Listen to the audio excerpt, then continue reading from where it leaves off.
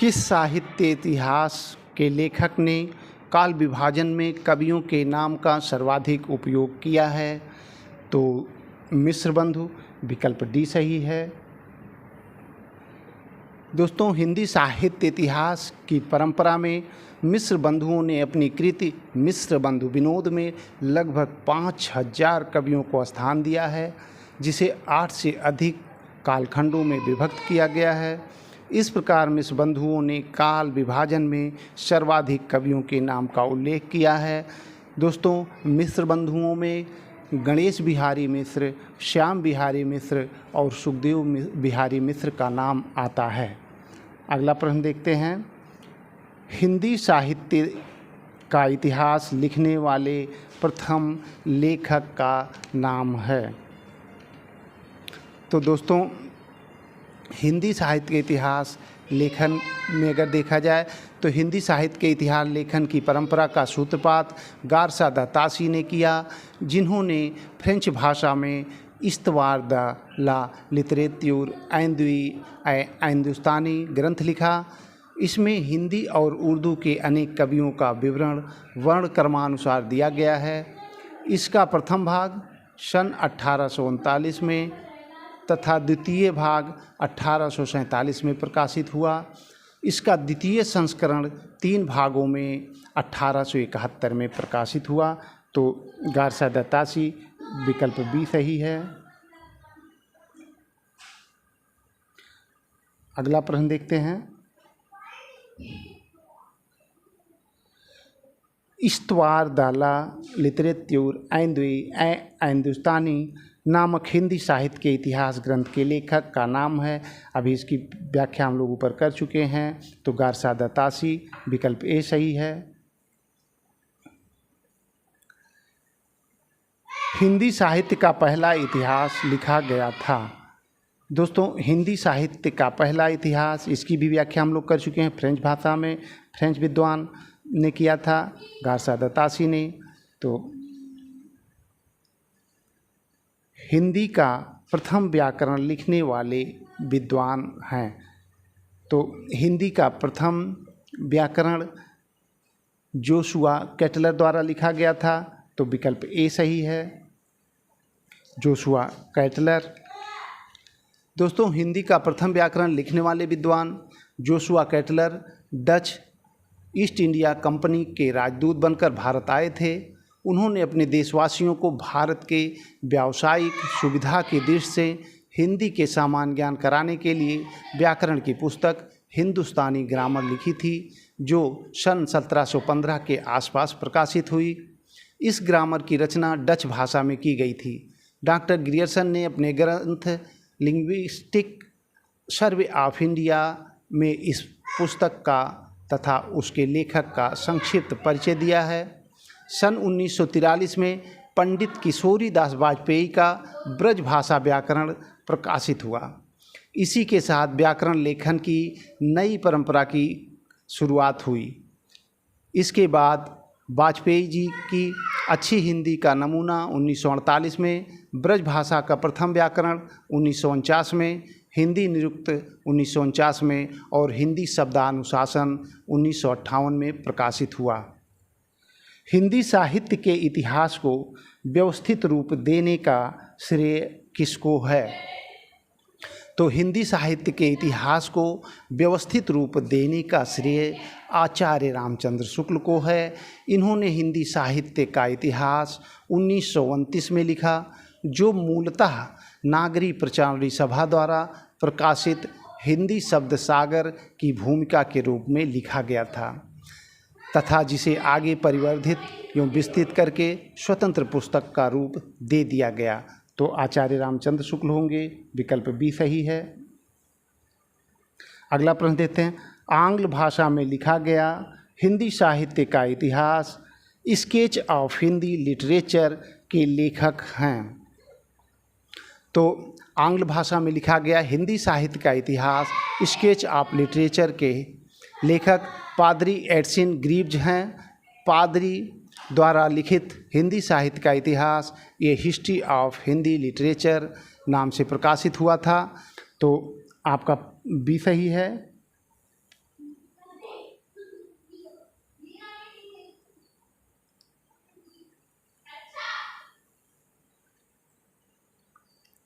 Grierson कृत the modern vernacular literature of Hindustan का हिंदी अनुवाद किसने किया? तो ग्रियर्सन द्वारा रचित modern vernacular literature of Hindustan का हिंदी अनुवाद डॉक्टर किशोरी लाल गुप्त ने हिंदी साहित्य का इतिहास के नाम से किया। तो विकल्प ए सही है। अगला प्रश्न, the modern vernacular literature of Hindustan Hindi साहित्य के इतिहास ग्रंथ के लेखक का नाम, तो ऊपर अभी हम लोग इसकी चर्चा कर चुके हैं, व्याख्या भी कर चुके हैं, जॉर्ज ग्रियर्सन।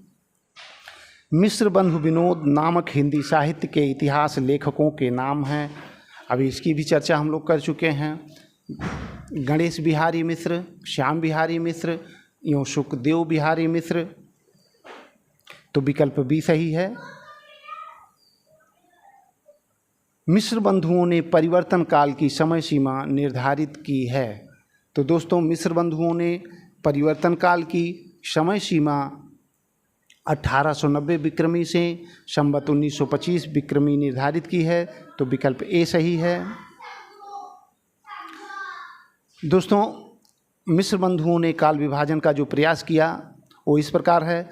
प्रारंभिक काल 700 से 1440 विक्रमी, माध्यमिक काल 1445 से 1680 विक्रमी और अलंकृत काल 1681 से 1889 विक्रमी, परिवर्तन काल 1890 से 1925 विक्रमी तथा वर्तमान काल 1926 विक्रमी से अब तक।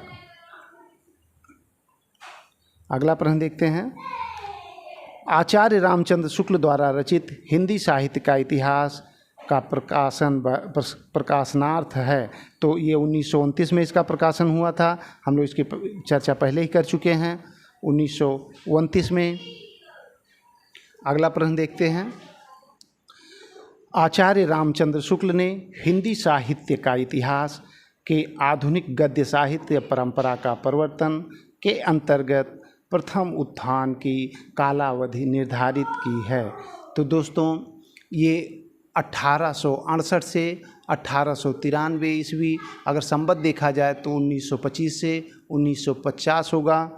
तो संवत पूछा है तो 1925 से 1950, विकल्प बी सही है। विकल्प बी सही है।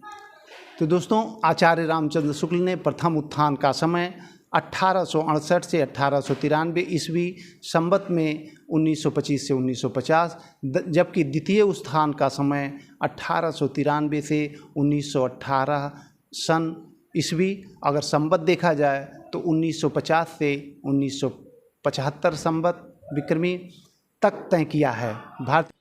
आचार्य रामचंद्र शुक्ल ने द्वितीय उत्थान का समय कब से कब तक तय किया है?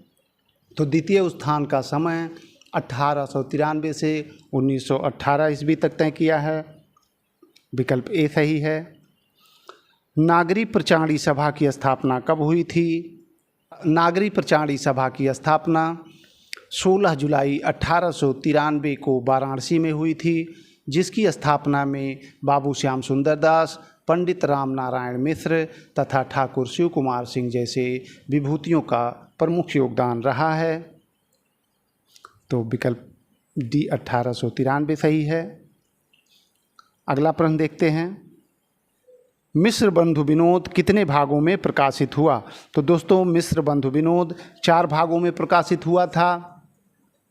3 भागों का प्रकाशन 1913 में किया गया, जबकि चौथे भाग का प्रकाशन 1934 में हुआ था। मिस्र बंधुओं ने मिस्र बंधु विनोद के प्रथम 3 भागों को हिंदी नवरत्न के नाम से प्रकाशित कराया। तो विकल्प बी सही है। मिस्र बंधु विनोद का चौथा भाग कब प्रकाशित हुआ?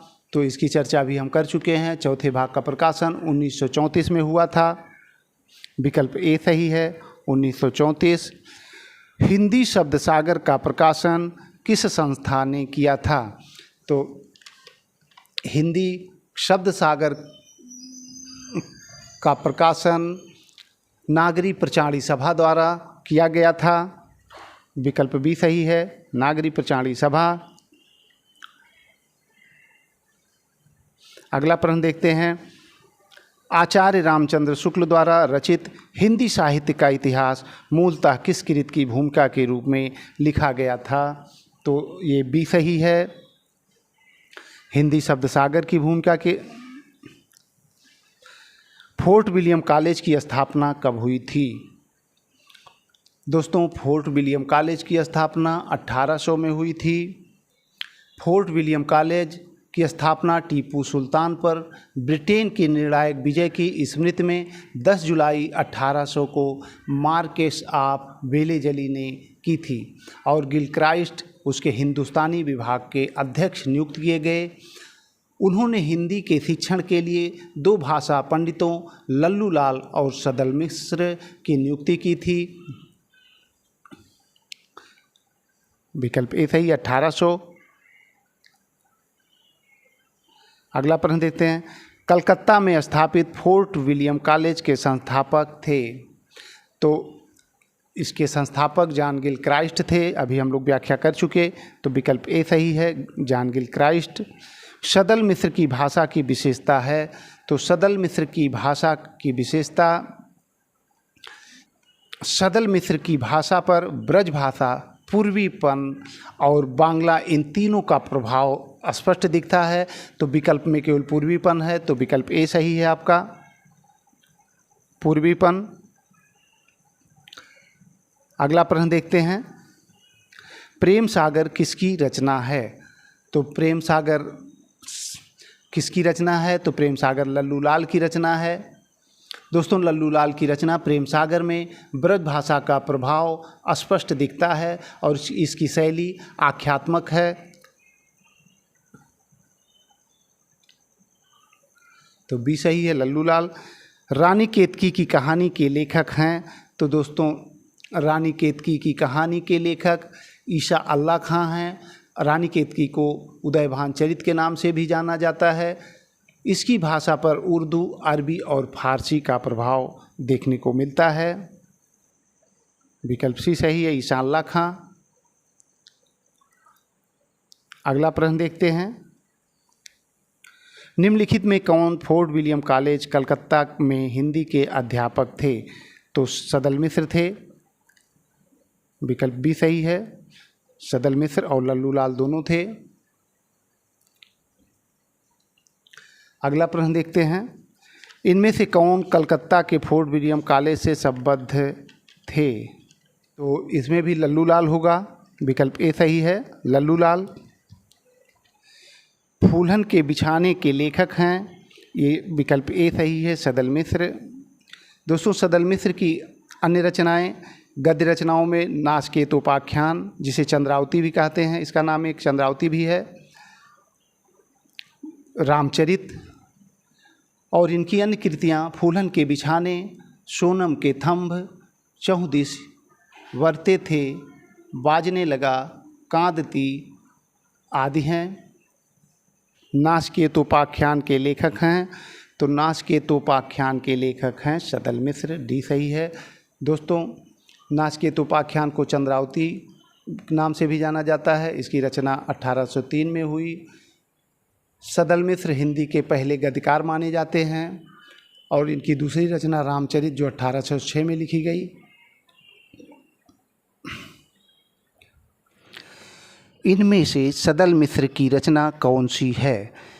तो सोनम के थंभ सदल मिश्र की रचना है। इसकी चर्चा हम लोग पहले भी कर चुके हैं। विकल्प डी सही है, सोनम के थंभ। उदयभान चरित के लेखक हैं?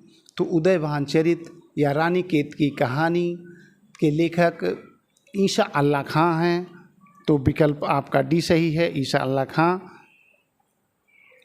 सुख सागर की रचना किसने की?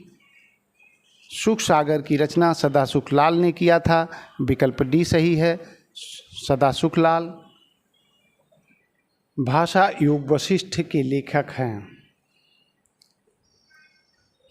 भाषा योग वशिष्ठ के लेखक राम प्रसाद निरंजनी हैं। यह ग्रंथ संवत 1768 में लिखा गया था। इसे रामचंद्र शुक्ल ने खड़ी बोली में लिखा गया बहुत साफ सुथरा ग्रंथ बताया है। इसकी भाषा गुरुमुखी लिपि से मिलती जुलती है। तो राम प्रसाद निरंजन, सी विकल्प सही है। कांदती के लेखक हैं, इसकी भी चर्चा हम लोग कर चुके हैं ऊपर। सदल मिश्र हैं इसके लेखक, डी सही है। खड़ी बोली की पहली रचना है, तो इसकी भी हम लोग चर्चा कर चुके हैं। खड़ी बोली की पहली रचना नाचिकेतोपाख्यान सदल मिश्र द्वारा रचित है, तो विकल्प बी सही है। नाचिकेतोपाख्यान 1803 ईस्वी में लिखा गया था, जबकि लल्लू लाल द्वारा लिखित प्रेम सागर ये 1805 में लिखा गया। आधुनिक हिंदी साहित्य के इतिहास में राजा द्वय के नाम से विख्यात दो रचनाकार हैं, तो इसमें विकल्प सी सही है। राजा लक्ष्मण सिंह और राजा शिव प्रसाद सितारे हिंद। दोस्तों, राजा लक्ष्मण सिंह संस्कृत निष्ठ हिंदी के समर्थक थे, जबकि शिव प्रसाद सितारे हिंद फारसी शब्दों से युक्त हिंदी के समर्थक थे।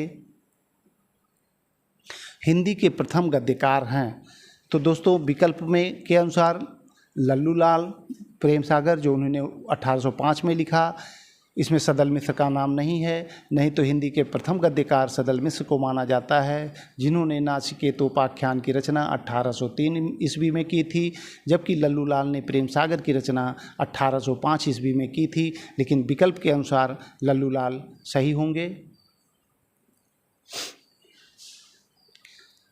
लल्लू जी का सर्वाधिक प्रसिद्ध ग्रंथ है, तो लल्लू जी का प्रेम सागर सर्वाधिक प्रसिद्ध ग्रंथ है, जो 1805 में इन्होंने लिखा था।